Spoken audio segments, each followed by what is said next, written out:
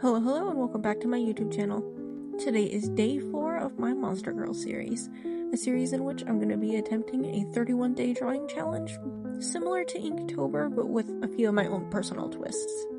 If you'd like to hear me go more in-depth on the rules and such, you can go ahead and watch my first video, which will be linked below. And with that, we'll go ahead and jump into the design phase.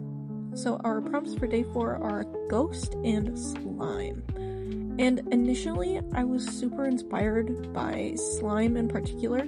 I just had like a very strong visual in my mind's eye for it. But upon really thinking about it and writing down some of my ideas, and also just thinking about the general vibe of the illustrations that we've done already, I think that Ghost will fit better with the lineup that we have thus far. Also, it's a pretty classic monster type, so it would be a little silly to pass up. But now that I've decided which prompt I'm gonna do, we can go ahead and jump to inspo.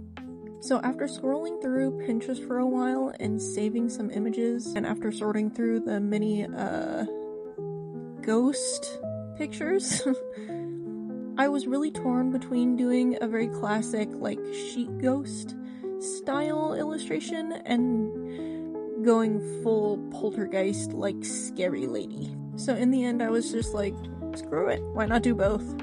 So that's what we're going to be doing today. So while I get the speed paint started, sit back, relax, and let's read a scary story together. I was 10 years old when Grandma came to live with us.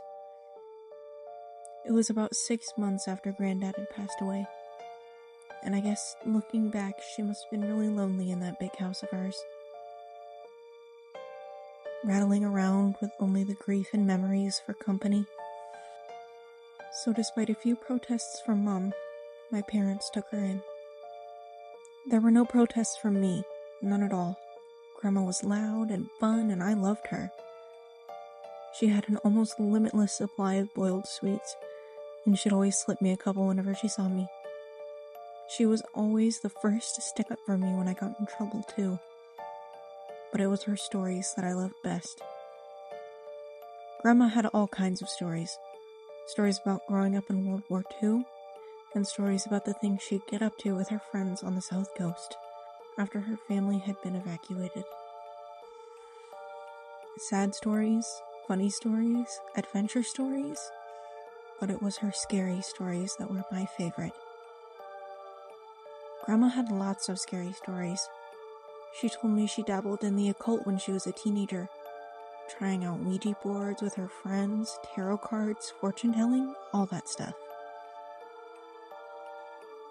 Most of the stories I'd laugh off, or forget about not long after she was done telling them. But there were a couple that really did spook me for a bit. I was only 10 at the time, you have to understand. And Grandma certainly knew how to bring the stories to life. She'd shut off the lights in my room, so only the glow from the night sky shone through the curtains, and she'd shuffle in real close enough so I could see the wrinkles on her face and smell the boiled sweets on her breath, close enough so her deep blue eyes could stare straight into mine. She must have given me nightmares with a few of those tales, but now, years later, there's only one that I can remember, only one that stuck with me. A story about the shower and Mr. Longfingers. Grandma told me about Mr. Longfingers one night after I asked about her baths. Grandma used to love her baths. She'd spend ages in them, light candles, burn incense, and lie in the tub humming to herself until the water turned cold. It drove my mom crazy. But when I asked her why she loved them so much, she said it was the only place she could relax. It was the only place that was safe for her to relax. You know, people like me, who are, well, more sensitive to certain things, we have to take baths. She told me seriously one night, shuffling closer on the bed. I couldn't possibly spend that long in the shower. It'd be far too risky. Grandma stared at me with those big blue eyes of hers, unsmiling, and I knew it was time for one of her stories, one of the scary ones. I shivered with pleasure and pulled the covers up to my chin. Why is it risky, Grandma? She half turned to look out the window, watching me from the corner of her eye, pausing for effect. I waited, feeling my heart rate pick up ever so slightly in my chest. "Well," she said after a moment, "it's only risky if you close your eyes, of course. If you close your eyes for longer than 10 seconds. "What do you mean? Why?" "Well, do you ever play that game on the playground with your friends? The one where someone turns their back and the others sneak up on them when they're not looking?" I nodded, and Grandma nodded back. "Exactly. So that's what it's like in the shower, when you have your eyes closed. That's what it's like with Mr. Longfingers." A cold itch tickled my back. "Who's Mr. Longfingers, Grandma?"